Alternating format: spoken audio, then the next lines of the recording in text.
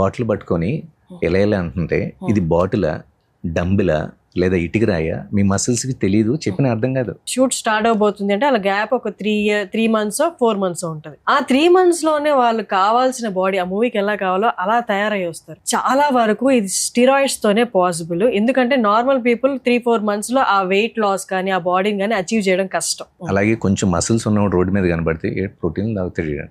అది నేను ఇంతకుముందు చెప్పాను కదా, మీరు ప్రోటీన్ తాగారా, ప్రోటీన్ తిన్నారా, మీ మసిల్స్కి తెలియదు.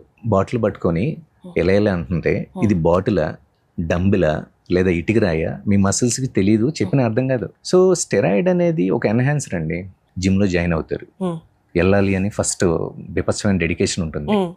సో మీరు ఎన్నిసార్లు స్టార్ట్ చేసి గివప్ ఇచ్చారు అంటే నిజం చెప్పండి. సన్నగిల్లుతుంది. 10 days తర్వాత ఏదో ఒక చిన్న పని ఉంటుంది, అకేషన్ ఉంటుంది. ఆ అకేషన్కి వెళ్ళి వచ్చిన తర్వాత 2 days అది కంటిన్యూగా 1 week అయిపోతుంది. కానీ మూవీ రిలేటెడ్ ఆర్టిస్ట్ కానీ హీరో కానీ చాలా కమిటెడ్గా ఉంటారు. ఎందుకంటే వాళ్ళ మెయిన్ ప్రాజెక్టే అది.